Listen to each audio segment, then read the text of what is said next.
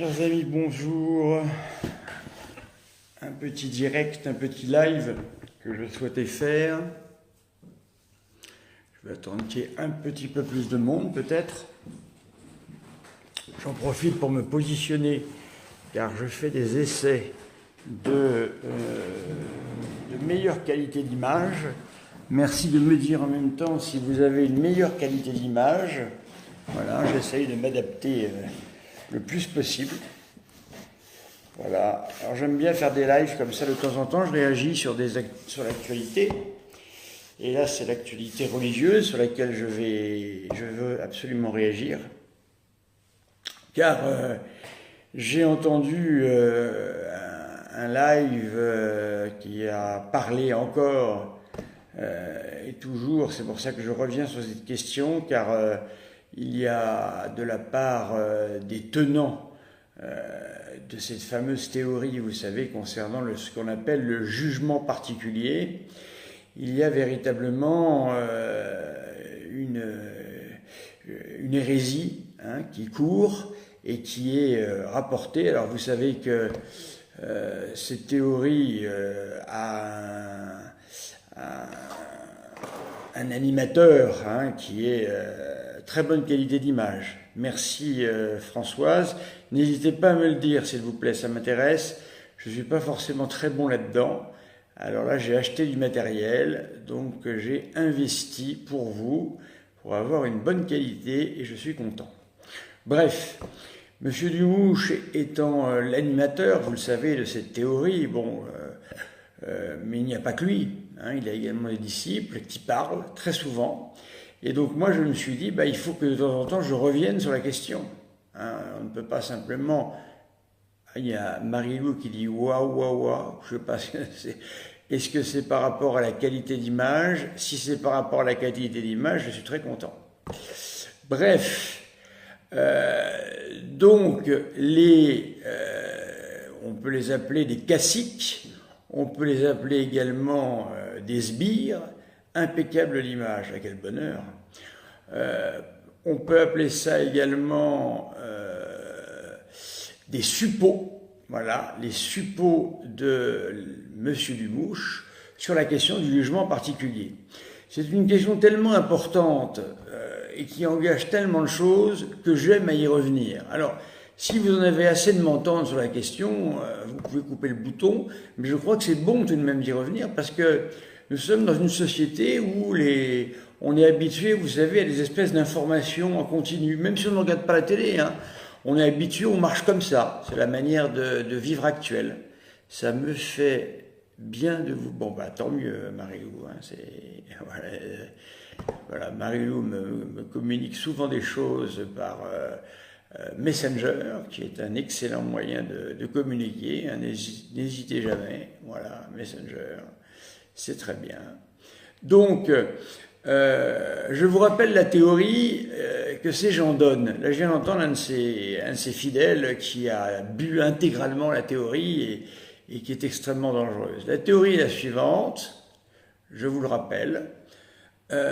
Au moment de la mort, chaque homme, quel qu'il soit, bénéficie d'une apparition.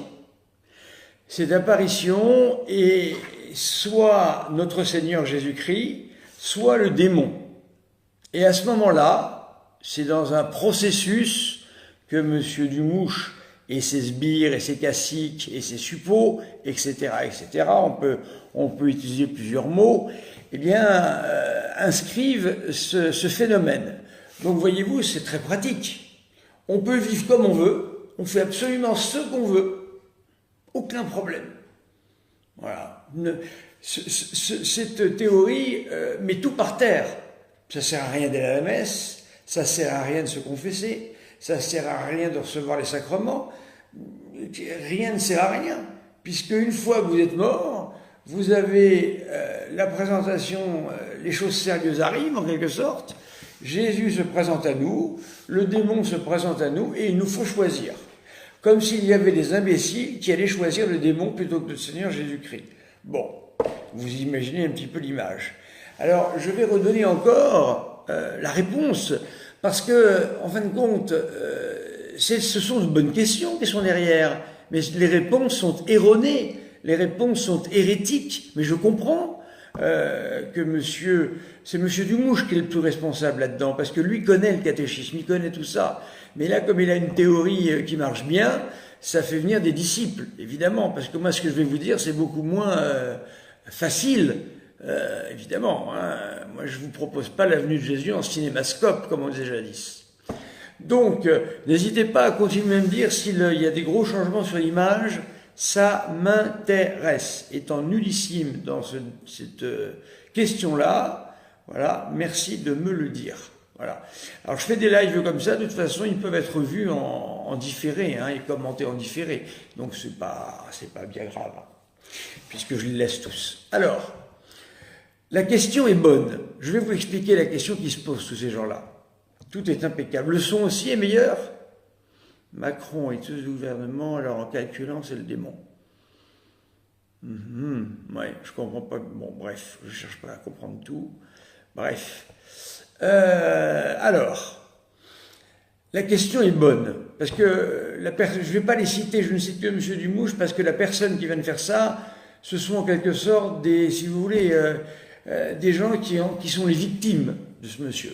Voilà, donc je préfère ne pas les citer. C'est pas le but de faire ici des pougilas ou du tir au pigeon. Hein. Je me suis promené cet après-midi au bois de Boulogne en emmenant mon chien. Tiens, je vais essayer avec la nouvelle image de vous le montrer. Vous allez voir dans quel état il est. Voilà. Il est complètement KO. Ludo, voilà. Dis bonjour. Le voilà. Voilà. Alors nous avons été au bois de Boulogne cet après-midi. Donc monsieur est absolument explosé de fatigue. Là, je n'arrive même pas à le traîner pour aller jusqu'à la pièce d'à côté. Voilà. Bref, tout ça pour vous dire qu'il y avait au bois de Boulogne un tir au pigeon. Ah tiens, Christophe Defond ne voit pas de différence. Bon. Voilà. Christophe ne voit pas de différence. L'image est déjà bonne pour lui. Voilà, un avis qui diffère. Donc pour vous, Christophe, il n'y a pas de nouveauté là. Vous voyez l'image comme avant, ça ne change rien. Bon, ben d'accord, très bien. Alors, la promenade était bonne, certes, mais alors, Philippe me dit, la qualité d'image va de pair avec une bonne lumière. Pour le moment, c'est le cas. Oui, tout à fait, vous avez raison. Alors, Ludo est tout noir, hein. J'ai pas beaucoup l'occasion de vous le montrer, alors je vous le montre là. Ludo, voilà, dis bonjour. Il est tout noir, donc évidemment, vous comprenez la difficulté à voir ce personnage. Assez étonnant. Et donc, nous sommes allés au tir au pigeon. Voilà. Eh bien, moi, je ne veux pas faire du tir au pigeon, je ne suis pas là pour ça. Par contre, je suis là pour vous expliquer, en prenant un peu mon temps, pourquoi c'est une bonne question. Parce qu'en fait, cette personne qui a fait cette vidéo, hein, qui est très connue sur Internet, eh bien, a dit il reprend à chaque fois la même chose. Hein. À chaque fois qu'il fait un live, il en parle. Donc, vous voyez ça. Hein, ça finit par faire beaucoup. Alors, il dit la chose suivante et il n'a pas tort. Écoutez bien le raisonnement.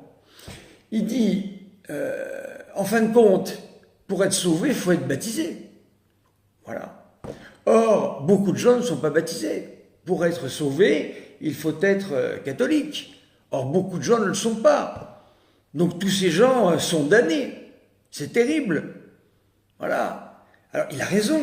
C'est vrai que quand on se pose cette question-là, si on n'a pas la réponse, c'est terrible. Vous comprenez? Alors là, M. Dumouche arrive avec ses livres et son blablatage permanent. Voilà, pour ça que je ne veux pas faire de débat avec lui, parce que on va pas s'en sortir, c'est pas possible. C'est quelqu'un qui, non, c'est pas possible, ça part dans tous les sens, il écoute pas, c'est pas possible. Je ne peux pas, donc je préfère vous l'expliquer à vous. Voilà, c'est mieux, j'ai décidé de pas faire de débat, parce que ça part dans tous les sens, on n'arrivera à rien. Alors, donc, alors, il y a une question de David, une question pour moi. Jésus nous dit, j'enverrai l'esprit de vérité, vous savez ce qui doit arriver. Alors, cet esprit, c'est l'Esprit Saint, mais n'oubliez pas que l'Esprit Saint agit dans l'Église, c'est-à-dire qu'en fait, eh bien, c'est l'Église qui nous enseigne, déjà à travers les apôtres à l'époque, et maintenant ça continue, ce qui doit arriver. Pourquoi? Parce que on dit que l'Église a l'assistance de l'Esprit Saint. Voilà, l'Esprit Saint est là toujours pour guider l'Église dans ce qu'elle dit, etc., etc. Bonjour Alain, notre cher Alain est là. Hein, Alain est un, comment on appelle ça, c'est toujours très intéressant. Alain est un correspondant du plus grand intérêt. Il m'envoie régulièrement des choses intéressantes. Et voilà, je trouve qu'il a un très bon jugement. Hein. Donc merci Alain pour être un bon correspondant comme vous l'êtes. Hein, comme vous l'êtes. Tout le monde peut être correspondant. Hein, il suffit d'utiliser Messenger et puis de participer au débat, parce que, évidemment, vous comprenez quelque chose. Voilà. Vous avez compris, Belinda, je n'attaque pas, il faut pas penser que c'est une affaire d'attaque personnelle. Que ce soit monsieur Lamouche, Dumouche, Tartampion, Pierre, Paul, Jacques, du moment qu'il tient cette théorie, je considère que c'est dangereux. Voilà, et que ça ne va pas. Donc c'est pour ça que je préfère le dire. Mais je n'attaque pas, je ne fais pas de tir au pigeon. Monsieur Dumouche est là aujourd'hui, demain il n'y sera peut-être plus, ça sera un autre qui va reprendre, peu importe. Je n'ai rien contre ce monsieur, rien du tout. La seule chose que j'ai contre ce monsieur, c'est qu'il donne une doctrine qui est une hérésie, qui a déjà été condamnée. Et il la donne avec une telle assurance que tout le monde marche. Là, ce que je vois marche. Ce monsieur-là qui fait des vidéos, eh bien, marche complètement, il le dit à chaque fois. Donc, il faut bien comprendre la chose, j'essaie de vous l'expliquer comme il faut pour que vous ne tombiez pas dans le piège. Quand ce personnage dont je vous parle, c'est pas Dumouche, mais c'est un de ses disciples, un très proche disciple de lui, il fait des sessions chez lui, l'autre lui monte la tête complètement. Voilà, et j'aimerais bien que... Et d'ailleurs, vous remarquerez quelque chose de très intéressant, c'est que ses disciples ne cite jamais le catéchisme de l'Église catholique, ou alors il le cite dans de telle manière que c'est une citation qui ne correspond pas. Donc c'est pour ça qu'il n'y a que le chef, le patron, qui peut citer le catéchisme. Parce que lui en fait une interprétation qu'il a dit la seule vraie. C'est n'importe quoi, c'est pas possible d'entendre des choses comme ça. Voilà. Voilà. J'ai entendu ce monsieur, encore là, un de ses disciples, qui disait dans sa vidéo, il y avait une dame qui avait fait des visions, elle voyait des anges, je ne sais quoi, il lui dit, n'allez pas voir un prêtre, hein, ça sert à rien, ça, hein, c'est rien un prêtre. Non, enfin, mais qu'est-ce que c'est que ce discours? Mais qu'est-ce que c'est que ce discours? C'est rien un prêtre? C'est lui qui donne le sacrement du pardon, c'est lui qui célèbre la messe, c'est lui que vous allez voir quand vous avez des problèmes, et c'est rien un prêtre. Voilà. Voilà les enseignements que donne ce monsieur Dumouche, qui en fin de compte joue au prêtre sur Internet, et il n'est pas prêtre, il joue même à l'évêque, parce qu'il se prend pour l'église enseignante. Donc ça ne va pas. Voilà. Alors, vous avez compris le problème. Hein. Si on part du principe dans notre tête que, je vois Marie-Lou qui rigole, je ne sais pourquoi, bref, ça doit être pour son jeu de mots inversé, bon, c'est pas grave. Donc, ceux qui ne sont pas baptisés, ceux qui ne sont pas catholiques, ceux qui sont d'autres religions vont en enfer si on suit le catéchisme, disent-ils. Alors il faut faire une interprétation du bidouillage, du tricotage, voilà, que le maître a préparé pour les élèves. Voilà. Bon, évidemment, vous comprenez que ça ne convient pas du tout. Alors, déjà, moi je vous envoie au catéchisme de l'Église catholique, qui est la seule référence, au numéro 1051. Chaque homme, dans son âme immortelle, reçoit sa rétribution éternelle dès sa mort. Je répète, dès sa mort. Alors, monsieur Dumouche va vous dire que la mort, c'est un long processus. Qu'en sait-il? Est-ce qu'il est Alan Kardec? Alan Kardec était un homme qui appelait les morts et faisait tourner les tables. Voilà. Donc, est-ce que monsieur Dumouche sait ce qu'il se passe après la mort? Est-ce qu'il a été voir en haut? Est-ce qu'il y a des morts qui lui parlent? Fait-il tourner les tables comme monsieur Alan Kardec? Voilà le problème. Voilà. Alors pour lui, c'est un passage. Voilà, c'est un passage. Or le catéchisme, évidemment, n'en dit rien. Le catéchisme a le gros avantage d'avoir été composé en français. Et c'est pour ça qu'il dit au numéro 1051, dès sa mort. Ça veut dire que c'est pas après la mort. Si je vous dis, dès à présent, je vais vous parler du sujet du jugement particulier. Est-ce que si j'ai mis dès, est-ce que ça veut dire que je vais vous en parler immédiatement ou que je vais vous en parler demain? Ben, que je vais vous en parler immédiatement. Le mot est clair ici, dès, voilà, dès sa mort, en un jugement particulier. Or, lui, eh bien, dit que cette mort, c'est un long processus où on a un grand guignol, pardonnez-moi Seigneur de vous mettre là-dedans, mais c'est lui qui vous y met, un spectacle de grand guignol vous est proposé, avec la venue de notre Seigneur et la venue du démon. Non mais vous imaginez, et à quel niveau on place notre Seigneur, qui se met à côté du démon. Le démon est une créature. Je répète, le démon est une créature. C'est-à-dire que le démon n'est rien par rapport à Dieu. Il faut savoir, c'est tout. Donc qu'est-ce que c'est que cette mauvaise farce qu'on est en train de nous expliquer ici? Voilà. Donc il y a d'autres passages, mais je vous lis celui-ci pour le moment. Hein. Ceux qui meurent dans la grâce, voilà, écoutez bien ça. Ceux qui meurent dans la grâce, je répète, ceux qui meurent dans la grâce et l'amitié de Dieu, mais imparfaitement purifiés, bien qu'assurés de leur salut éternel, souffrent après leur mort une purification, voilà qu'on appelle purgatoire. Alors, suivant l'exemple du Christ, l'Église avertit les fidèles. Si l'Église avertit les fidèles, c'est qu'il y a là quelque chose il y a un passage particulièrement dangereux. Moi, j'ai fait un tout petit peu de montagne. Voilà. Je me suis retrouvé un jour dans une situation où c'était un petit peu difficile, et il y avait quelqu'un qui savait bien, qui connaissait bien la montagne. Il m'a dit, attention, je vous préviens, ici c'est difficile. Et voilà. Donc si l'Église nous prévient ici, c'est qu'il y a quelque chose à entendre. Voilà. Je continue. Là-dessus, donc ça c'est le numéro 1054. L'Église, 1056, suivant l'exemple du Christ, l'Église avertit, ça veut dire faites attention. Bonjour Christine.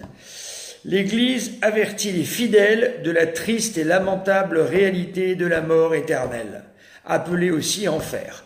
Alors le problème de M. Dumouche, c'est qu'en fin de compte, pour lui l'enfer n'est même pas éternel. Comprenez-vous? Il n'est pas éternel, il mélange enfer et purgatoire. L'enfer, qui va choisir le démon? Enfin, faut être complètement fou. La peine principale de l'enfer consiste en la séparation éternelle d'avec Dieu, en qui seul l'homme peut avoir la vie, le bonheur pour lesquels ils ont été créés. Voilà. Alors, évidemment, quand on lit tout ça, on a envie d'adhérer à la théorie de M. Dumouche et de ses sbires, de ses suppôts. Le problème, c'est qu'elle n'est pas catholique. Elle n'est nulle part. D'ailleurs, il ne cite rien. Il interprète des passages dits, parce que ces gens-là, ils forment des disciples façon McDonald's, c'est-à-dire qu'en une formation rapide, le disciple sait tout. Qu'est-ce que ça veut dire? Nous prêtres qui ne sommes rien, selon ce monsieur qui vient de parler, eh bien, nous faisons 10 ans de séminaire. À quoi ça sert? À rien. Si j'écoute M. Dumouche, on a une formation McDonald's. On a la formation M. Dumouche, c'est le Uber de la foi catholique. C'est le Uber de la foi catholique. Donc le Uber, vous savez ce que c'est.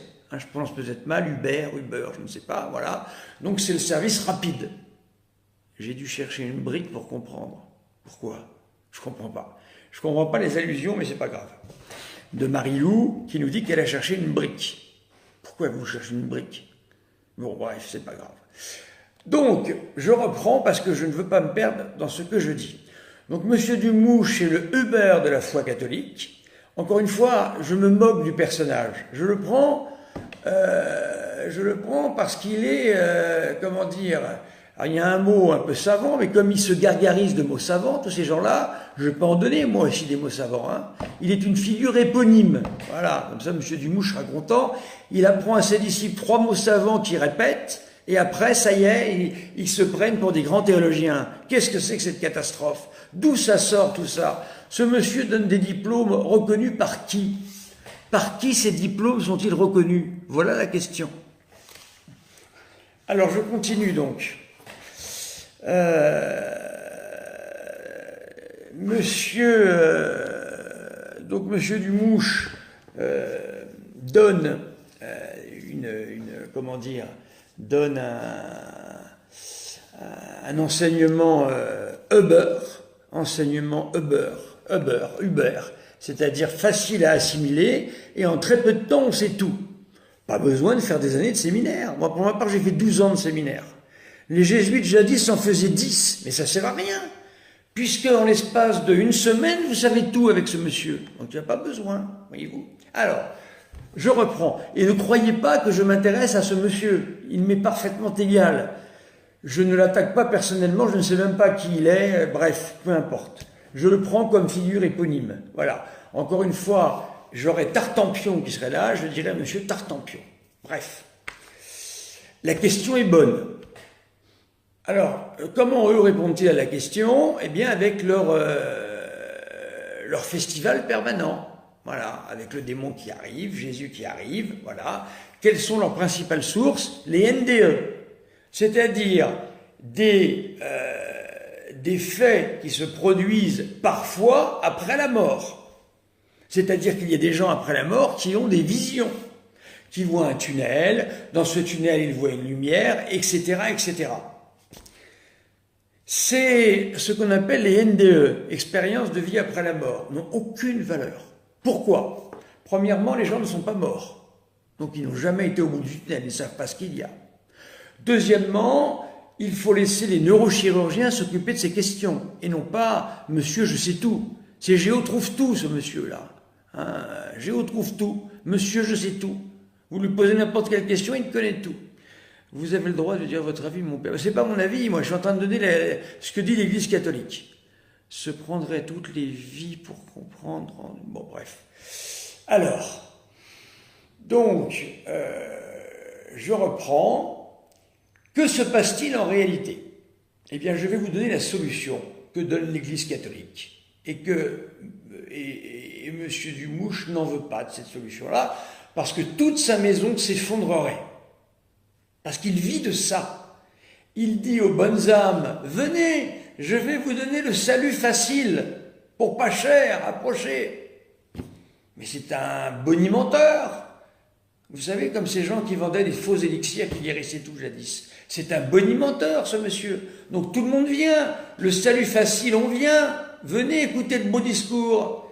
Mais quand vous vous retrouverez, après la mort, au jugement particulier, et que vous vous apercevrez que le NDE, c'est simplement un phénomène qui se déroulait au niveau cérébral et qu'on n'avait pas trouvé, et quand vous vous retrouverez face à notre Seigneur, qui vous demandera qu'est-ce que tu as fait de ta vie? Qu'est-ce que tu as fait de ton talent? Qu'est-ce que vous allez répondre?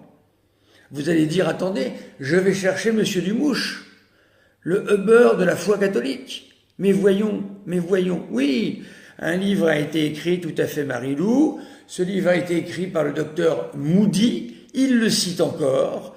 Le docteur Moody, c'est des études qui datent des années 70, vous pensez si c'est à jour, hein, 70, ça fait loin. Voilà, alors je crois qu'il y a à l'heure actuelle, alors je ne sais pas si c'est Hubert Rémy, je ne sais pas, il y a un chirurgien, un neurochirurgien catholique qui est extrêmement sérieux, qui traite de ces questions-là et qui les traite bien. Mais en tous les cas, vous ne pouvez pas, oui, tout à fait, Belinda, c'est le fonds de commerce de ce monsieur Dumouche. Hein, c'est ce qu'il vend. Il vient pour que vous puissiez entendre la bonne nouvelle, c'est-à-dire le salut facile pour tout le monde. La Sainte Vierge croyait bien que ça fait longtemps qu'elle aurait dit ça si c'était le cas. C'est pas ce qu'elle dit. Elle a jamais dit ça, la Sainte Vierge. Voilà. Le catéchisme ne l'a jamais dit non plus. Il était obligé de faire des montages. Ce monsieur Dumouche a dû me dire plusieurs fois, car je l'ai pris la main dans le pot de confiture, il m'a dit plusieurs fois, oui, l'Église n'a pas encore dit ça, mais ça ne va pas tarder. Enfin, mais c'était incroyable, incroyable, le toupet de ce garçon, voyez-vous. Alors, je vais vous donner la solution. Elle n'est pas compliquée la solution, je vais vous la donner, c'est celle de l'Église. Il existe plusieurs sortes de grâce. La grâce, c'est un don particulier que Dieu nous fait. D'accord? Tout homme au cours de sa vie, je répète, écoutez bien ce que je dis, c'est la solution. Cette petite partie-là, si vous l'avez, toute la maison du mouche s'effondre. Donc écoutez-moi bien. Et c'est l'Église qui en parle, c'est pas moi. Je répète, oui, il fait du commerce avec la foi, c'est quasiment pas loin de la simonie. Je reprends. La grâce est un don que Dieu nous donne, qu'il donne aux hommes. Il existe deux sortes de grâces principales. Je ne parle pas de toutes les grâces, il y en a plein d'autres. Il existe ce que l'on appelle la grâce. Je ne sais pas si c'est un sorcier, c'est un bonimenteur. Il existe une grâce qu'on appelle la grâce suffisante. Ça veut dire que le bon Dieu visite tous les hommes au cours de leur vie, en leur donnant ce que l'on appelle la grâce suffisante. Ce que je vous dis, ça vient d'un concile.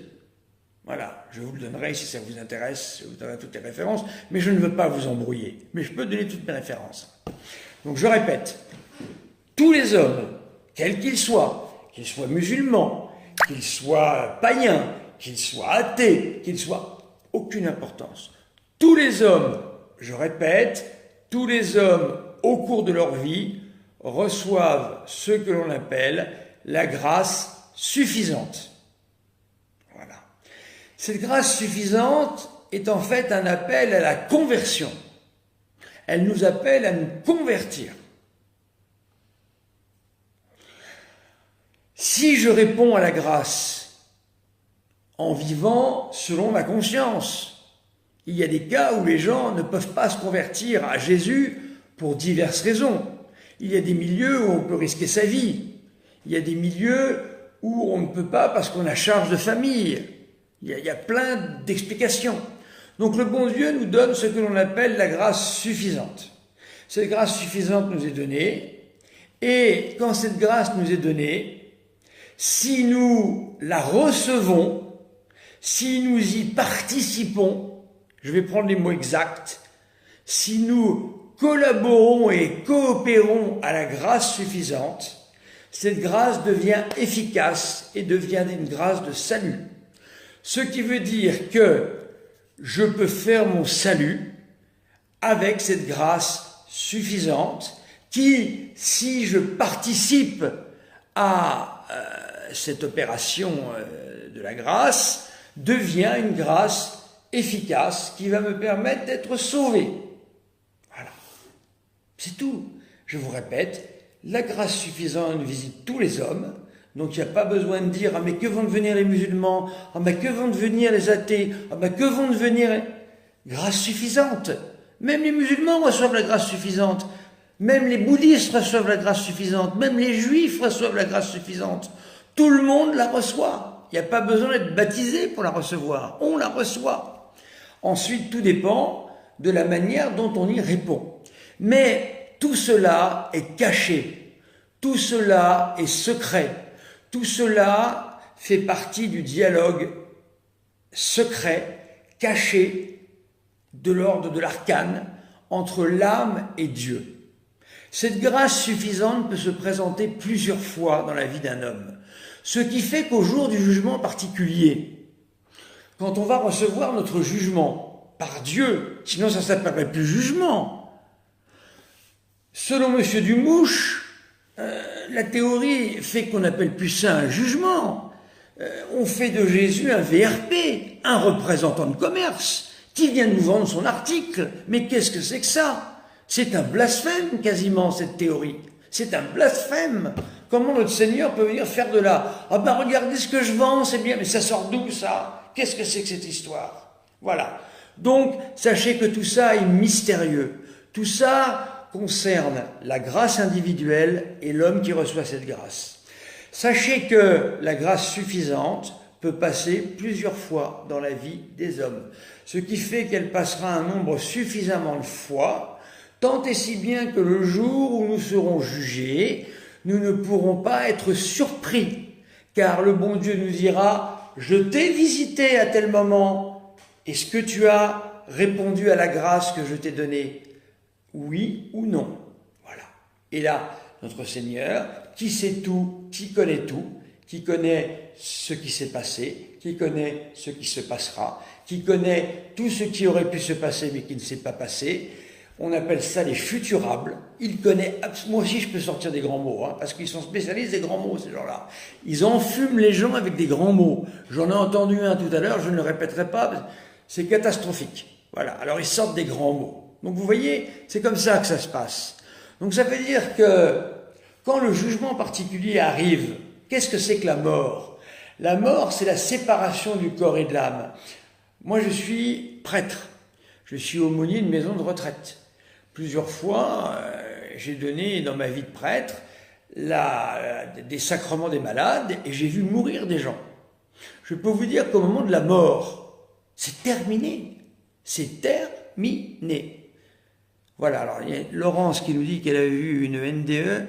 Alors, monsieur Mundi, le docteur Mundi, avait référencé ces NDE. Le problème, c'est que il faut comprendre une chose. Je respecte tout à fait les gens qui ont vécu une NDE, c'est vrai. Est-ce que les NDE sont un signe du ciel? Peut-être, mais je n'en sais rien. Le catéchisme ne me le dit pas.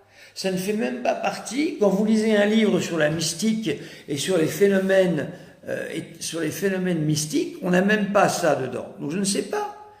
C'est un phénomène peut-être que le cerveau... mais on ne sait pas, on ne peut pas s'appuyer là-dessus pour faire des théories. Vous comprenez le problème? Voilà, c'est ça le problème. Moi aussi, j'ai vu partir des personnes en paix. Je vais voir des personnes qui réclament le sacrement, quand ils sont parfois à leur dernière heure, eh bien je donne le sacrement des malades, avec des paroles et des paroles qui en plus, il peut y avoir des litanies ou d'autres choses. Je donne ensuite la communion sous forme de viatique et je donne ensuite ce qu'on appelle l'indulgence plénière in articulo mortis. Hein, ça servirait à quoi d'ailleurs de donner tout ça si la théorie de M. Dumouche était vraie? À quoi ça servirait? Pourquoi je me casserais la tête à donner tout ça? Ça sert à rien. Laissons les gens partir puisqu'ils vont pouvoir choisir après. Vous comprenez le problème ou pas? Est-ce que vous comprenez ce que je veux dire? Ça sert à rien tout ce que je fais. Autant arrêter. Monsieur Dumouche, allez au bout de vos théories. Ça sert à rien ce que je fais. Puisque les gens vont choisir. Donc moi j'arrive là, pourquoi je fais ça? Je fais des gestes magiques pour rien. Non, monsieur Dumouche, vous êtes un menteur, monsieur Dumouche. Vous mentez aux gens. Et un jour vous rendrez des comptes sévères là-haut. Parce que vous mentez aux gens. Vous mentez. Et vous allez conduire des gens en enfer, monsieur Dumouche. Je vous le dis. Et c'est vous qui paierez l'addition. Je vous le dis. Je vous le dis, monsieur Dumouche. Tout ce que vous faites là est très grave. Ce n'est pas dans le catéchisme, mais vous le savez, vous le dites. Et vous faites en plus des disciples. Tout ça relève d'une gravité sans nom. Il n'y aurait pas une telle pagaille dans l'Église comme c'est le cas aujourd'hui. Ça fait longtemps que vous auriez été dénoncé, je peux vous le dire. C'est un scandale ce que vous dites aux gens. Vous les entraînez dans l'erreur, vous les amenez à l'erreur. Ils n'ont même pas besoin de se convertir, ils vivent comme ils sont, il n'y a pas de problème. Je suis adultère, je continue à coucher avec autant de femmes que je veux, peu importe. Je suis fait de la fornication, peu importe, puisque je choisirai après la mort. Pourquoi je m'arrêterais? Non, non, monsieur Dumouche. La mort frappe au moment où le bon Dieu décide qu'elle frappe. C'est comme ça la vie. On peut mourir à 10 ans, 15 ans, 30 ans, 100 ans. Je connais une dame qui a 106 ans. Peu importe, je ne sais pas. Et le jour où la mort tombe, c'est la séparation de l'homme et du corps. Et là, il y a le jugement particulier. Et je ne peux plus rien faire. Pour une bonne raison déjà. C'est que nous avons un corps et une âme. Comment pourrait-on faire un choix qui va engager la vie éternelle sans notre corps terrestre? Mais qu'est-ce que c'est que ça? Tous nos choix sont faits en tant qu'homme. Et qu'est-ce que c'est qu'un homme? Un homme a un corps et une âme. Vous êtes en train de nous dire qu'en fin de compte, c'est une âme qui fait un choix. C'est-à-dire que c'est un ange. Il m'a dit lui-même que nous sommes des ectoplasmes, des fantômes après la mort. Il me l'a dit. Vous vous rendez compte en qui vous mettez votre foi là? Vous vous rendez compte, ceux qui suivent tout ce truc-là? Alors monsieur Dumouche, c'est vous qui porterez le poids de tout ça, parce qu'il y a beaucoup de pauvres gens qui vous suivent. Et vous les avez retourné la tête avec votre blabla de bonimenteur. Vous êtes comme ces gens qui, devant les grands magasins, il y avait ça jadis, vendaient des ouvre-boîtes magiques, des élixirs de remèdes miraculeux, le dernier couteau avec lequel on pouvait tout couper, enfin, etc., etc. Donc, monsieur Dumouche, je vais dire plusieurs messes pour que vous preniez conscience de la gravité de ce que vous faites. Je vais dire une neuvaine de messes pour vous, pour que vous arrêtiez de faire ça. Que vous arrêtiez vos discours faux et mensongers. Parce que l'addition va être sévère. Je vous rappelle une chose, écoutez-moi bien, chers amis, tous nos choix ici-bas, pécamineux ou vertueux, c'est-à-dire ceux qui nous conduisent à faire les péchés ou à la vertu, il faut que nous soyons des hommes pour le faire. C'est-à-dire qu'il faut que nous ayons notre corps. On pêche avec son corps, n'est-ce pas? Celui qui commet la fornication, d'accord, qui couche avec des gens en dehors du mariage, il le fait avec son corps. C'est pas une âme qui fait ça, c'est son corps et son âme. Quand on fait du bien, on voit des SDF dans la rue, on va leur parler. C'est pas un ectoplasme qui vient leur parler. Qui vient leur parler? Un homme composé d'un corps et d'une âme. Et vous êtes en train de nous expliquer donc qu'au jour du jugement, c'est-à-dire au moment le plus important, qui va engager toute l'éternité, eh bien là, le corps n'est plus là. Le corps qui nous a, toute notre vie, été soit un secours, soit un motif de perdition quand nous avons péché ou quand nous avons fait du bien, il est absent, donc c'est une âme qui plane dans la stratosphère, qui va décider, avec un spectacle que vous avez inventé de toutes pièces, telle une cinécénie, c'est une invention dans votre tête. Mais c'est très grave. À partir de demain, monsieur Dumouche, je vais faire une neuvaine de messe pour que vous vous convertissiez, que vous arrêtiez d'enseigner n'importe quoi. C'est très grave ce que vous faites. C'est une gravité, ça n'a pas de nom. Vous entraînez les gens à partir en enfer. Là, voilà la vérité. Parce que vous leur dites qu'il ne faut pas faire d'efforts ici-bas. C'est pas la peine. Vous comprenez là? Est-ce que vous comprenez, chers amis, le problème? Est-ce que vous comprenez? Le problème, c'est que les gens qui croient ça ne font plus d'efforts pour changer. Pourquoi faire des efforts? Puisque tout nous sera proposé après la mort. Alors j'en entends de ces disciples. Oh, ben c'est pas grave, je suis fragile, ben je continue à pécher, c'est pas grave. Pas de problème. Pas de problème, c'est ma fragilité. Quelle fragilité? Quand on fait de la fornication, c'est de la fragilité. Quand on commet des adultères, c'est de la fragilité. Quand on vole, c'est de la fragilité. Quand on ment, c'est de la fragilité. Qu'est-ce que ça veut dire de faire là? On transforme tout en fragilité alors? Il n'y a plus de péché. Alors pourquoi confesser s'il n'y a plus de péché? Vous comprenez le problème? C'est incroyable.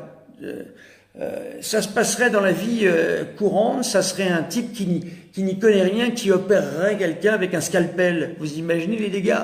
Et bien voilà, c'est monsieur Dumouche, ça. Donc monsieur Dumouche, je vais faire une neuvaine de messe pour vous, pour que vous vous convertissiez et que vous arrêtiez de raconter n'importe quoi aux gens. Car les gens vous croient, parce que vous avez, je ne sais pourquoi, un pouvoir de convaincre. Peut-être que vous auriez dû être commercial et vendre des voitures ou je ne sais quoi, mais certainement pas la foi. Donc arrêtez, arrêtez, arrêtez. Prêchez le catéchisme de l'Église catholique, rien d'autre, n'interprétez pas. Laissez au magistère ce soin d'interpréter. Vous n'avez pas interprété, vous. C'est l'Église enseignante qui interprète. C'est-à-dire les évêques qui interprètent. Voilà. Nous aidons, nous sommes auxiliaires des évêques. Donc j'ai plus de qualité pour vous que vous pour parler de ça. Mais bon, il faut arrêter. Mais bien sûr, Laurence, que Dieu est miséricordieux, ça n'enlève pas sa miséricorde. La preuve, il donne à tout homme ce que l'on appelle la grâce suffisante. Donc la miséricorde se situe là. Ça veut dire qu'en fait, les gens reçoivent, comment dire, moi-même, j'avais une chance sur 1 milliard d'arriver là où je suis, parce que j'ai reçu une grâce sanctifiante particulière. Voilà. Donc on reçoit une grâce, comme je l'ai dit, qui est une grâce suffisante, c'est l'Église qui le dit, c'est pas moi. Si je coopère à cette grâce, elle devient efficace. Et à ce moment-là, je peux faire mon salut. Et il faut également que la justice de Dieu puisse être appliquée. C'est pas nous qui faisons la justice, c'est Dieu qui est juste. C'est pas nous. Est-ce que vous comprenez ce que je veux dire? Voilà. Alors je vois qu'il en parle très souvent, donc moi je fais des vidéos pour quand même que je revienne sur le sujet très souvent, parce que c'est très grave. J'ai entendu ses disciples, je le répète pour que vous mettiez bien ça dans la tête, c'est ça la pédagogie, c'est de répéter. Je le répète peut-être pas assez.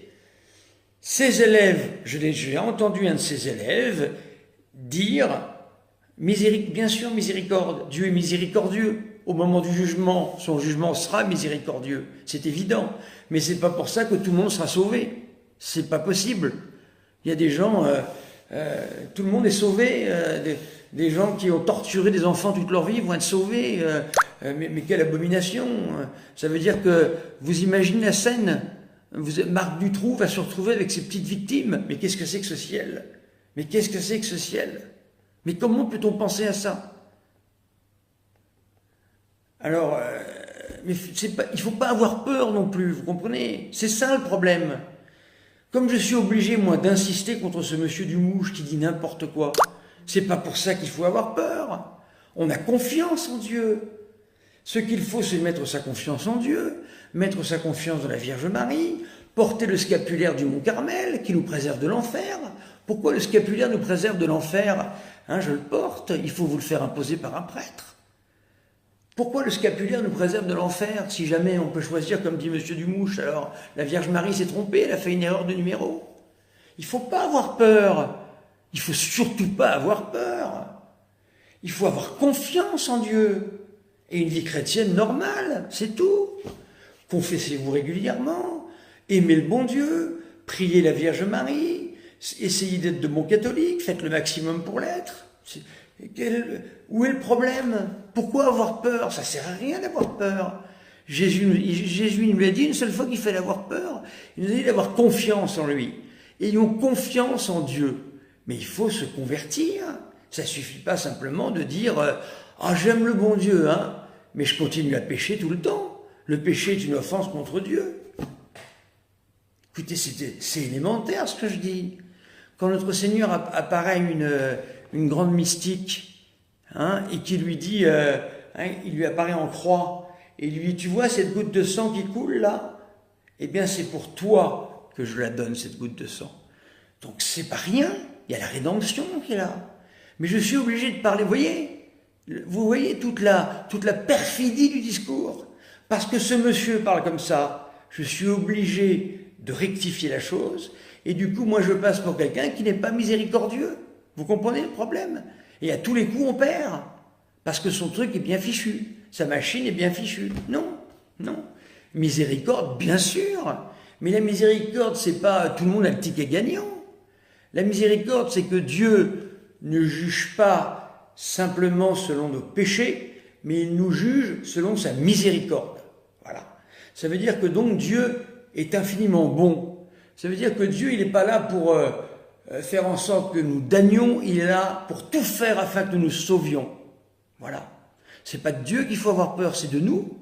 C'est de nous qu'il faut avoir peur. Dieu est infiniment bon, il nous l'a montré. Il l'a pas assez montré, le bon Dieu. Il a envoyé son Fils unique pour nous le montrer. Jésus a souffert sur la croix. Comment peut-on faire mieux que ça? Pour nous, pour chacun d'entre nous. Voilà. Donc évidemment que Dieu est miséricordieux. Évidemment qu'il ne faut pas avoir peur. Parce que c'est trop facile. Lui, avec ses discours, là, il passe pour le bon. Et moi, je vais passer pour le très dur de service. Vous voyez? Pas du tout. Dieu est miséricordieux. C'est une évidence absolue. Mais ça ne veut pas dire je vais faire n'importe quel péché en m'en moquant. On ne se moque pas de Dieu, voyons. Ça veut dire que si Dieu voit notre bonne volonté dans ce que l'on fait, sa miséricorde va jouer, bien évidemment. Mais si par contre je me dis oh, de toute façon tout ça c'est pour la fin, hein, donc allons-y, hein. Je vais regarder des sites porno, pas grave, hein, de toute façon je choisirai après, c'est pas grave, hein, je fornique, pas grave, je vole, pas grave, rien n'est grave, en fin de compte rien n'est grave. Mais ce monsieur Dumouche ne pense pas non plus que le péché a des conséquences immédiates. Je connais des gens qui ont fait un mensonge. Ils sont empêtrés dans des histoires que vous n'imaginez même pas. Il ne faut pas mentir, il faut dire la vérité. La vérité. Je vous rappelle que nous sommes les disciples de Jésus qui nous a dit « Je suis la vérité et la vie ». Donc un catholique, avant les catholiques avaient une réputation au Moyen-Âge, c'est les juifs qui le disaient. Hein. Les juifs disaient « Un catholique ne peut pas mentir ». Ça je le sais. Parce qu'on a une morale. Voilà. Je ne ferai pas de commentaires autre que cela. Mais vous voyez. Aujourd'hui, je vois des catholiques qui mentent. Je ne comprends plus. Un catholique qui ment, mais qu'est-ce que ça veut dire? Qu'est-ce que ça veut dire? Et des gros mensonges, hein, pas des petits machins. Hein. Et des mensonges, je ne dirais pas qu'il y a des mensonges utiles, mais on ment par habitude de mentir. Donc le résultat, c'est que les disciples de ce monsieur, hein, encore une fois, je vais commencer une neuvaine de messe maintenant, je vous demande de prier également pour que ce monsieur se convertisse et qu'il arrête d'entraîner les gens à faire n'importe quoi. Voilà, Alain, toujours la bonne phrase. Sainte Bernadette, je te promets le bonheur, non pas en ce monde, mais dans l'autre. Bien sûr, bien sûr. Et il faut lutter ici-bas. C'est un combat, cette vie. Pourquoi saint Paul nous dit, ici-bas, je cours, il prend des images sportives pour gagner la couronne de laurier. Pourquoi dit-il ça, saint Paul? Parce que ici-bas, le bon Dieu nous donne sa grâce pour pouvoir, eh bien, essayer de faire le bien, essayer de devenir meilleur. Est-ce que c'est pas agréable d'être avec des gens qui essaient de devenir meilleurs? Est-ce que c'est pas agréable ça? Mais si, c'est agréable, bien sûr. Vous serez avec des gens que vous aimeriez bien parce qu'ils veulent devenir meilleurs, ils vont essayer de vous rendre service, ils vont essayer d'être gentils, ils vont essayer de ne pas mentir, ils vont essayer de vous aider. Voilà. Faut pas porter de masque, faut être soi-même. Hein. Moi, tel que vous me voyez à l'écran, je suis dans la vie. Hein. Il n'y a pas de différence. Aucune différence, zéro différence. Hein. Si un jour vous me rencontrez, vous verrez, il n'y a aucune différence, je suis le même. Je n'ai pas de masque. Hein. Je fais rien là. J'ai simplement changé l'appareil pour avoir une meilleure luminosité, mais je ne fais rien. D'autre que je suis moi-même, il faut être soi-même. Voilà. Donc, tout saint Paul passe à la poubelle. Pourquoi saint Paul se bat? Il dit... je suis comme dans un combat de boxe. Il le dit, c'est dans saint Paul ça. Alors ça sert à quoi si tout le monde est sauvé à la fin? Ça sert à rien. Enfin, il s'en sort, il dit pas que tout le monde est sauvé.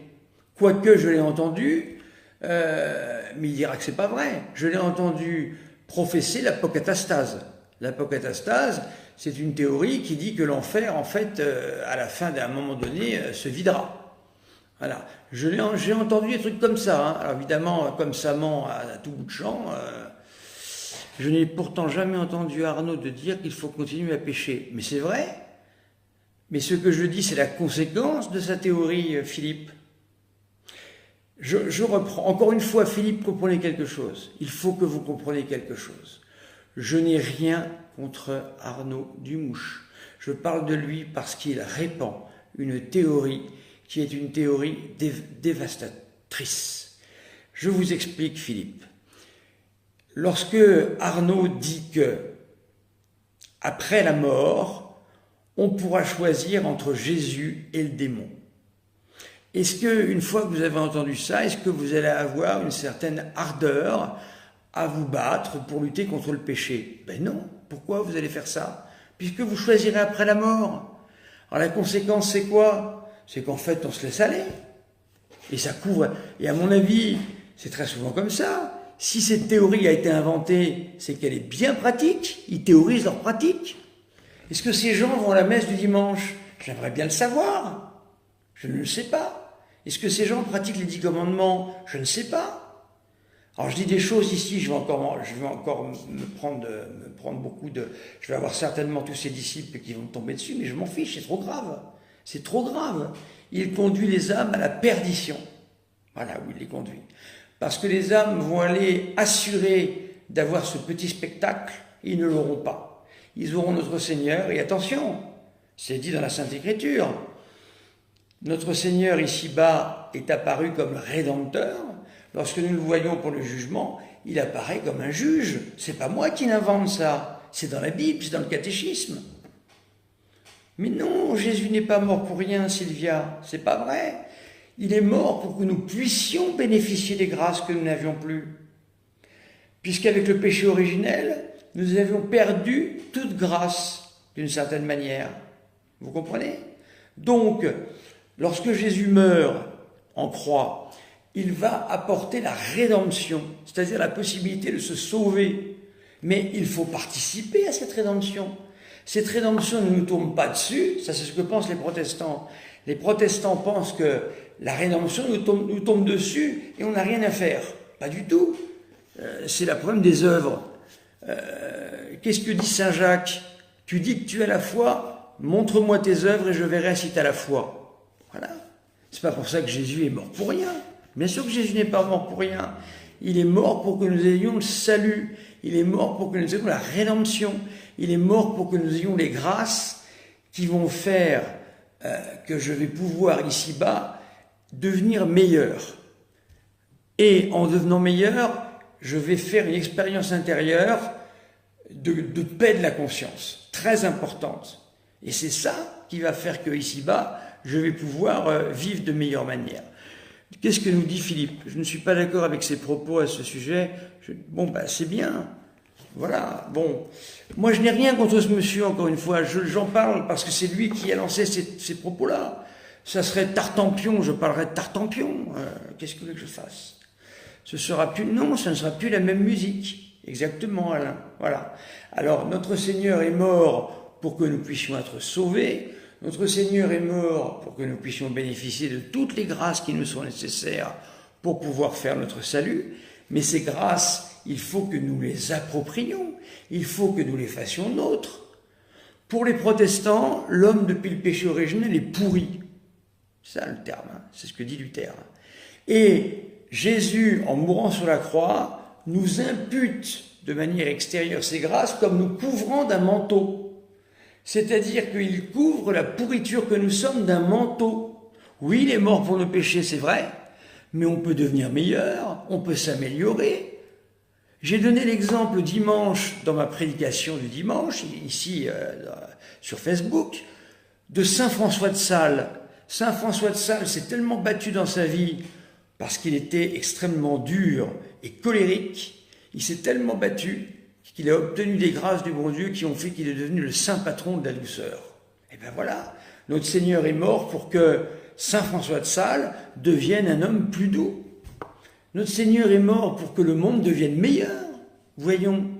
Pas simplement pour qu'après la mort, hop, il va y avoir une espèce de spectacle. À quoi sert la vie alors? Elle ne sert plus à rien la vie. En fin de compte, si je regarde bien ce que fait Arnaud, il est en train de nous dire que notre salut se passe comme pour les anges. Les anges, vous savez que les anges, ils ont eu une épreuve à passer. Voilà, on ne sait pas vraiment l'épreuve, mais ils ont eu une épreuve à passer. Certains ont passé l'épreuve avec succès, si l'on peut dire.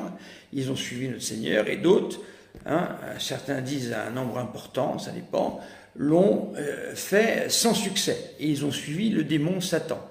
Mais nous, c'est pas comme ça que nous fonctionnons. Comment est-ce que vous pouvez imaginer un seul instant que nous pouvons faire une action sur notre corps? Nous ne sommes pas des ectoplasmes, nous ne sommes pas des fantômes. Il nous faut notre corps pour prendre des décisions. Je vous rejoins sur le fait qu'il faut prier pour lui. Oui, je pense. Je ne lui veux pas de mal, je préférerais qu'il soit bien tranquillement à rentrer dans le bercail de l'Église catholique et qu'il prenne ce que dit l'Église catholique. Malheureusement, aujourd'hui, l'Église est dans une telle pagaille qu'il n'y a plus d'intervention. Vous comprenez? Jadis, du temps de Saint Jean Bosco, je peux vous dire qu'il aurait été convoqué, ça se serait été vite réglé le problème. Hein. Là, maintenant, on peut dire tout et n'importe quoi. Je connais quelqu'un qui m'a donné une très bonne formule. Nous vivons à l'heure actuelle un phénomène de protestantisation de l'Église catholique. Voilà. C'est-à-dire qu'en fait, chacun a sa petite secte, chacun a sa petite église, Chacun a son petit groupe. Moi, vous ne faites pas partie de mon groupe, vous faites partie d'un groupe d'un prêtre catholique romain. Alors c'est le père Horowitz qui a ses... J'ai une certaine manière de parler, ça plaît pas, ça dépend. Mais ce que vous écoutez, c'est ce que dit l'Église. Moi, je ne suis pas là à dire je vais vous inventer des théories qui vont vous mettre des petits coussins sous les coudes pour mieux pécher. Qu'est-ce que ça veut dire, ça? Voilà, bah, très bien. Si vous aimez beaucoup Arnaud, bah, priez pour lui. Priez pour lui. Voilà. Alors, vous voyez, Philippe a une très bonne réaction. Très, très bonne. C'est pour ça que vous comprenez que je ne veux pas faire de débat à Philippe. Parce que moi, je connais aussi mon tempérament. Ça va partir très fort et très vite. Parce qu'on va toucher au salut des âmes. Et moi, je ne supporte pas ça. Voilà. Je ne supporte pas ça. Moi, je m'occupe de maison de retraite. Là, j'ai donné ma carte. Et j'ai dit, vous pouvez me joindre 7 jours sur 7, 24 heures sur 24. Alors, à quoi ça sert que je dise ça si après notre vie, ben, on a ce petit spectacle? À rien. Autant que j'aille visiter les musées ou à la pêche. Ça sert à rien tout ça. Vous comprenez le problème? Voilà.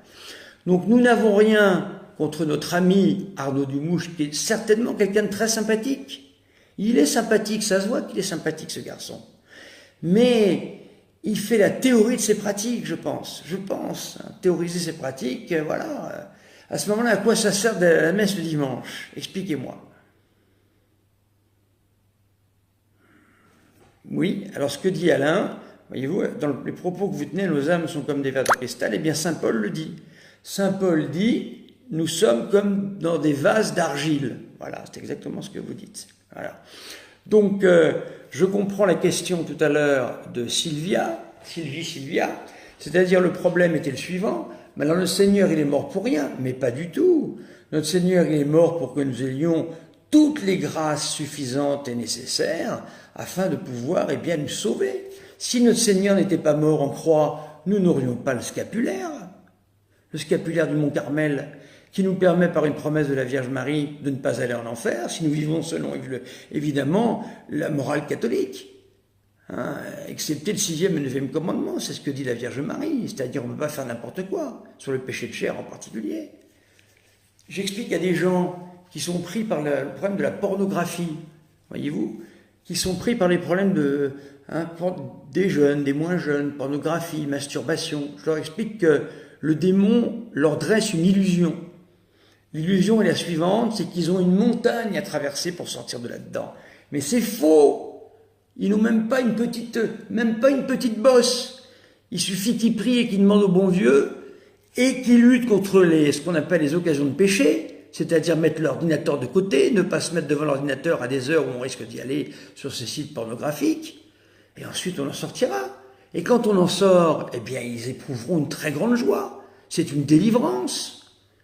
C'est la joie de la délivrance. Notre Seigneur, c'est la parabole du fils prodigue. Il est sans arrêt en train de nous regarder, le bon Dieu. Et il nous dit, allez, viens, je vais t'aider, viens. Arrête de faire ce que tu fais. Vous voyez? Oui, je sais bien, mais si on écoute M. Dumouche, le sacrifice de Jésus ne sert à rien, puisqu'on va choisir selon lui. Selon qui, lui? De qui vous parlez, Sylvia, quand vous dites selon lui? Je ne comprends pas. Le sacrifice de notre Seigneur nous apporte la grâce sanctifiante. C'est-à-dire que sans le sacrifice de notre Seigneur, nous n'aurions pas la rédemption, c'est-à-dire que nous ne pourrions pas être sauvés. Adam et Ève nous ont entraînés dans une situation catastrophique par leur péché de désobéissance. Ils nous ont conduits dans le péché originel. Je n'entends jamais M. Arnaud Dumouche parler du péché originel, d'ailleurs. Le péché originel, quand je dis « il n'y va plus », je parle de la messe. Bon, ben voilà, il y a un problème. Ça fait partie des 3 premiers commandements. Le 3e commandement, eh bien, c'est l'obligation dominicale, qu'on aime ou qu'on n'aime pas. C'est comme ça, c'est ainsi. Voyez-vous, on fait c'est pareil pour Luther. Luther était hanté par le péché de chair, il avait de gros problèmes là-dessus. Eh bien, il s'est trouvé une théorie à lui. Il a trouvé une théorie facile, voilà. Le Seigneur, nous sommes pourris, le Seigneur nous recouvre d'un manteau qu'on appelle la rédemption, et voilà, et on est sauvés comme ça. Ben, c'est pas la morale catholique. La morale catholique, c'est que le bon Dieu nous donne toutes les grâces qu'il faut pour nous sauver, et nous ne sommes pas des pourritures. Notre âme est infiniment précieuse. Et nous pouvons devenir bons, et nous pouvons même devenir des saints. Alors, je ne veux pas juger ce monsieur, je veux pas le juger, vous comprenez? Alors voilà, un type qui vient, là, je l'élimine parce que c'est n'importe quoi. Voilà.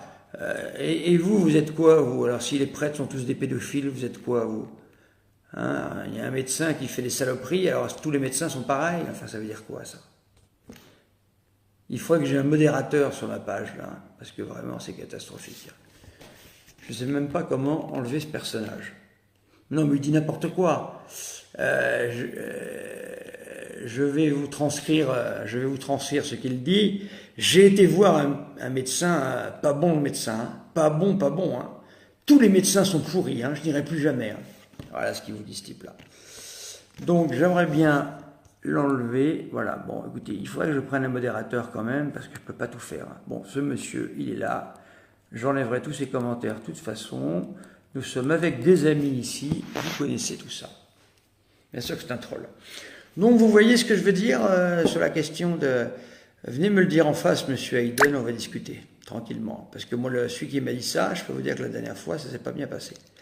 Voilà. Donc, j'en étais à vous dire que je n'ai rien contre ce monsieur. Arnaud, au contraire, j'ai une grande compassion pour lui. J'ai une grande... comment dire? Ça, c'est une grâce du bon Dieu, vous voyez, d'essayer de le voir sans s'énerver et d'essayer de comprendre qu'en fait, il a certainement des problèmes personnels dans lesquels on ne veut pas rentrer, qui font que, il s'est trouvé ça. La vie d'Arnaud était de donner des cours à des enfants, tout à fait. Depuis qu'il ne peut plus pratiquer, c'est pas facile. Bien sûr, voilà. Mais vous pouvez prendre sa défense si c'est une défense amicale, Philippe. Ça veut dire que vous pouvez défendre, si c'est un ami, défendez-le. Mais ce que je vous demande simplement, ne défendez pas sa thèse, c'est tout. Mais Arnaud, ce monsieur est une victime, je ne sais pas. Ceux qui suivent ses cours sont des victimes. Lui, je ne sais pas. Ce troll PRD est une victime. Peut-être, je ne sais pas. Peut-être, hein, je ne connais pas ce monsieur. Enfin, on ne dit pas des choses comme ça, je suis navré, c'est n'importe quoi. Il ne me le dirait pas en face. Hein. Il y en a un qui l'a dit en face une fois, croyez bien que j'ai été le voir. Voilà. Et il s'en souvient aujourd'hui. Bref. Je disais donc que il est pris, il a fait une théorie de sa pratique, c'est à peu près évident, effectivement. Il a dû vivre une très grande... c'est public, hein, donc je ne dévoile rien. Il a dû vivre un très grand choc quand il a perdu son emploi auquel il tenait beaucoup, parce que je crois qu'il était très entouré là-bas par les jeunes. Ça ne m'étonne pas, parce qu'il a une manière de parler, une manière de faire. Il aurait la foi parfaitement catholique, mais ce serait formidable, parce qu'il a voilà, si c'est votre ami, vous pouvez le défendre, mais ne défendez pas ses thèses, c'est tout. C'est pas lui rendre service que de défendre ses thèses, Marie-Lou. Vous voyez ? Voilà, hein, il avait un métier qui lui plaisait beaucoup, et puis on lui a retiré son métier. Voilà, pour des raisons apparemment qui sont pas bonnes. Donc je pense qu'il doit peut-être souffrir de ça, alors il a peut-être moins pratiqué. Oh là, celui-là, il me fatigue. Mais bon, on va pas s'en occuper, hein, je vais le supprimer, on va pas s'en occuper. Hein. Je le supprimerai, ne vous inquiétez pas, laissez-le poser. Voilà.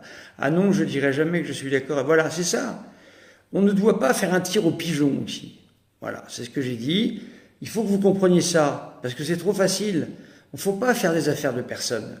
Vous comprenez ? Je pense même que cet Arnaud devait être extrêmement doué pour faire le catéchisme. Il est très vivant, il trouve des bonnes histoires, ça doit être un copain sympathique. J'en doute pas de tout ça. Vous voyez, je pense que c'est un très bon type. Mais son problème, c'est vraiment cette théorie qui pollue tout, quoi. Et cette incapacité à communiquer. J'ai essayé de parler avec lui, mais c'est terrible. Et quand je le contredisais au téléphone, il me disait, je vous bloque pour 3 minutes. Il posait le téléphone, il partait 3 minutes. Il parle à un prêtre comme s'il parlait à un gamin. Moi, je suis plus âgé que lui, en plus, j'ai 50 balais, je sais pas quel âge il a, mais il est plus jeune que moi. Je suis plus âgé que lui, je suis prêtre, et il ose me dire ça, mais il me prend pour un gamin, enfin, voyez-vous. Des pédophiles, oui, on va pas lancer les pédophiles, s'il vous plaît, ça suffit, j'en ai marre des pédophiles. Voilà, moi je me suis occupé 25 ans d'enfants, j'ai pas de problème, voilà, c'est tout. Donc vous comprenez ce que je veux dire ? vous occupez pas de ce garçon-là. C'est un troll, de toute façon. On va pas s'en occuper. Je l'éliminerai après, plus tard. Voilà ce que je voulais vous dire. J'espère que vous m'avez compris. Je répète, je n'ai rien contre notre cher Arnaud Dumouche, je dirais même ça. Je dis qu'Arnaud Dumouche, ne pourrait-il pas y avoir... Mais si, je les ai donné les documents officiels. C'est des numéros de catéchisme, c'est des références... écoutez. Nous avons une discussion tous les deux au téléphone très houleuse. Il a pris un document sorti, c'est des documents très savants, sortis de ce qu'on appelle la Commission biblique internationale. Il a pris ce document-là. Moi, ces documents-là, je les connais, je les ai étudiés. Bon. Il voulait parler des limbes.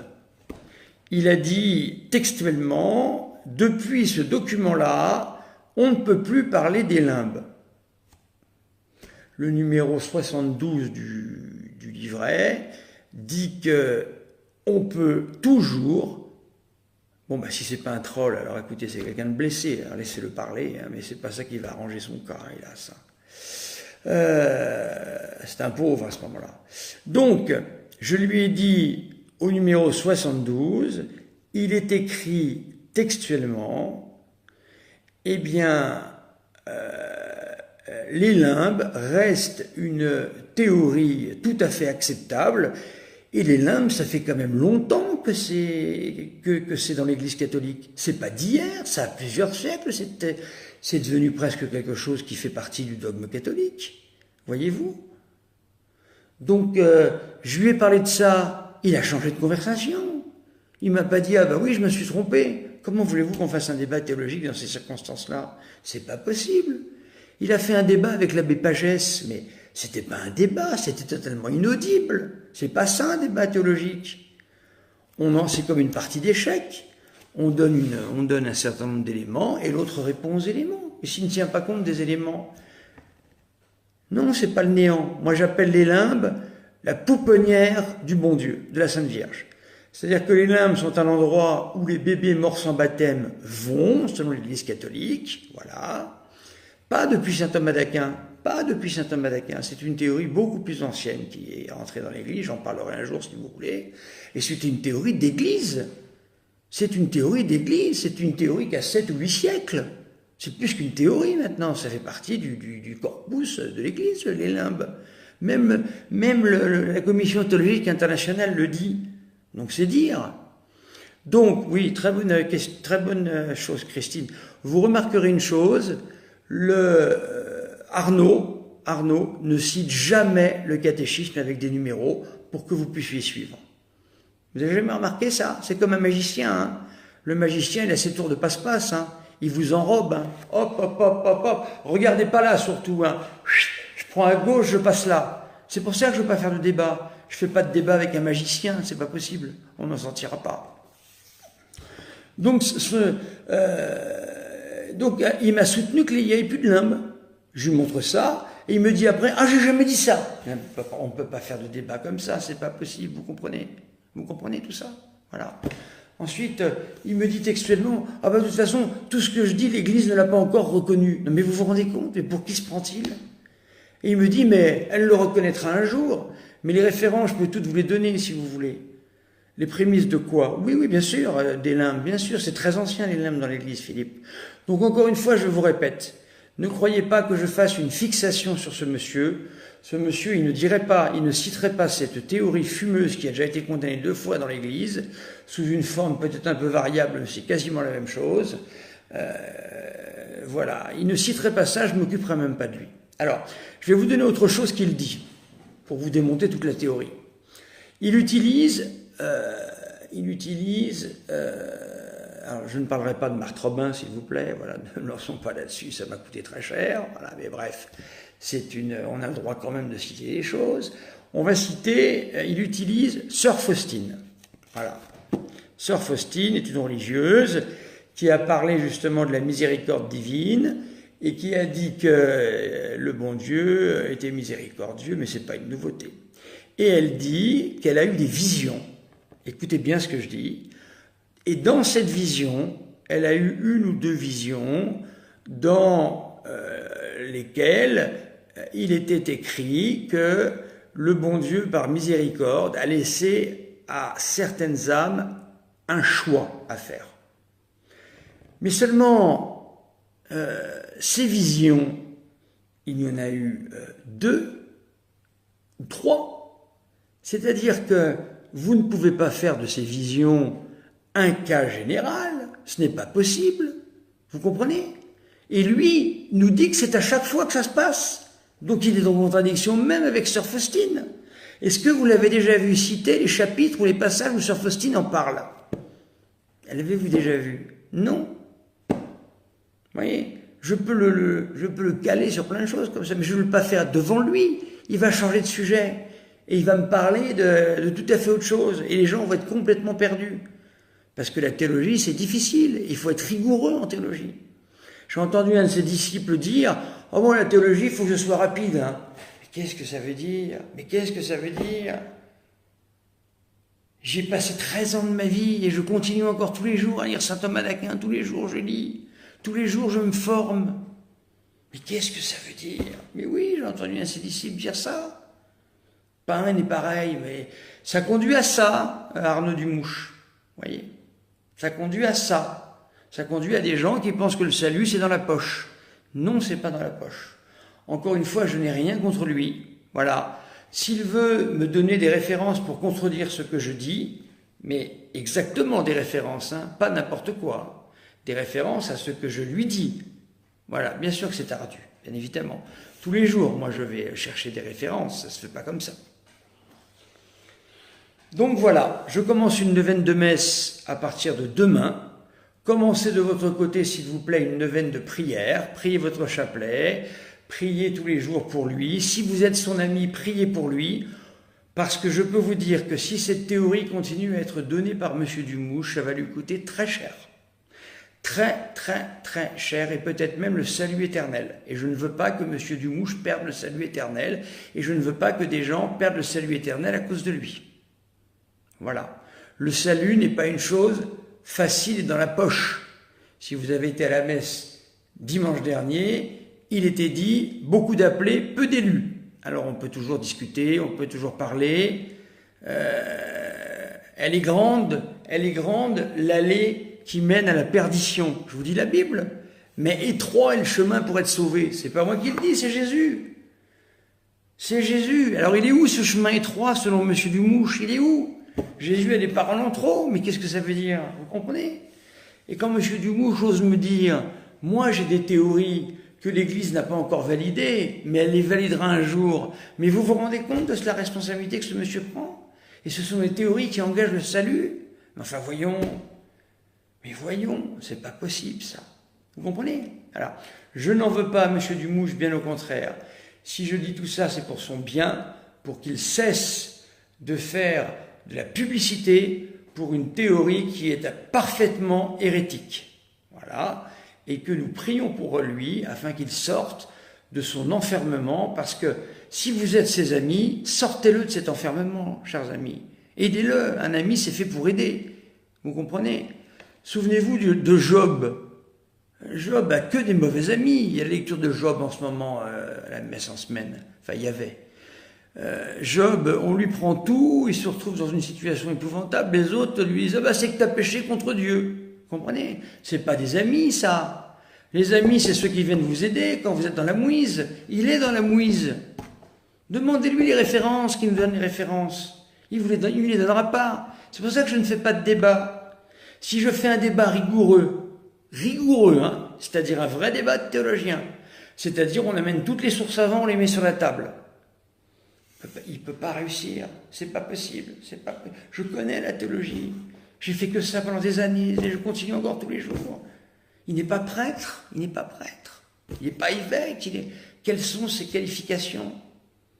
Voilà, donc il dit énormément de bêtises et il perd des gens. Voilà, il y a des gens qui n'écouteront plus ce que je dirais parce qu'il leur a donné quelque chose de tellement facile.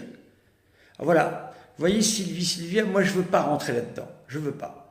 Voilà, je ne veux pas rentrer là-dedans parce que parlez-en entre vous qui êtes ses amis, moi je ne veux pas. Voilà. Je ne veux pas qu'on me dise que je veux... Voilà, Christine, elle a raison. Pourquoi est-il écrit « Il sera plus facile à un chameau d'entrer dans le trou d'une aiguille » Alors on peut trouver toutes sortes de solutions, mais il n'en reste pas moins vrai que combien de paraboles pour nous dire que c'est pas facile et qu'il y a des dangers à gauche et à droite? Combien de paraboles? Pourquoi a-t-on un ange gardien ici-bas pour nous protéger si au jour où nous allons mourir, nous pourrons avoir le choix? À quoi sert l'ange gardien? À rien. Vous comprenez? Ah pardon, excusez-moi. Excusez-moi Sylvia, vous savez c'est le problème d'Internet ça, hein. On ne sait pas, j'ai eu peur, j'ai cru que vous me parliez de sa femme à lui, alors je me disais non, on va pas, on va pas rentrer dans les machins, excusez-moi, hein, pardonnez-moi, je suis désolé, mais c'est le problème d'Internet, voyez-vous, on parle en langage, comment on appelle ça, télégraphique, hein, et c'est pas évident le langage télégraphique. Voilà chers amis, je pense avoir été clair, hein, je crois que je suis resté quand même presque plus d'une heure avec vous là-dessus sur ce sujet. Ça me paraissait très important, voilà. Et je vous redis que si vous voulez agréger, ça veut dire quoi? Qu'est-ce qu'il a comme agrégation de quoi? D'où? C'est quoi son diplôme? Je ne sais pas. Vous savez, il y a des tas de gens qui ont des doctorats et c'est des nullités en théologie, je peux vous le dire, hein, je peux vous le garantir. Il y a des doctorats qui sont donnés aujourd'hui. Qu'est-ce que ça veut dire ça? Dites-moi d'où il vient le doctorat, je vous dirai s'il est sérieux. Un doctorat qui vient de l'Institut Jean-Paul II, alors oui, alors ça c'est important. L'Institut Jean-Paul II qui parlait de la famille jadis, l'ancien, pas le nouveau, hélas. Voilà. Voilà, chers amis. Bon, alors on finit avec notre ami. Alors vous n'êtes pas un troll, vous en fait, alors là. On va tous crever du codive ou autre, ton Jésus n'existe pas, sinon il n'aurait pas de malheureux. Voilà. Vous aviez raison, ce n'est pas un troll, c'est un homme malheureux. Voilà, ben écoutez, qu'est-ce que tu veux que je te dise? Ben je peux peut-être prier pour toi quand même, voilà. Donc, voilà, c'est pas un troll, vous voyez, l'important des fois de laisser les gens parler, vous voyez. C'est un homme qui souffre, voilà, parce que s'il dit il y a beaucoup de malheureux, c'est que lui doit être malheureux sans doute, voilà. Ben écoute, moi je fais ce que je peux, hein, je fais ce que je peux, mais je peux pas faire plus que ce que je peux, j'ai que 24 heures par jour, Hayden, j'ai que 24 heures par jour. Je me suis crevé à la tâche pendant 12 ans, tu vois. Alors Jésus, il n'existe pas. En tous les cas, je me suis crevé à la tâche, voilà, comme prêtre, pour que des gens soient un peu moins malheureux. Alors t'y crois pas, tu fais comme tu veux, mais je te le dis, voilà, c'est tout. Voilà, chers amis, je pense vous avoir à peu près tout dit, mais j'y reviendrai parce qu'eux, ils reviennent tout le temps. C'est un disque qui tourne tout le temps, pour que les gens s'en sortent bien ça dans la tête et fassent des dons. Il faut faire des dons en fric. Il faut faire des dons. Voilà. À bientôt, chers amis.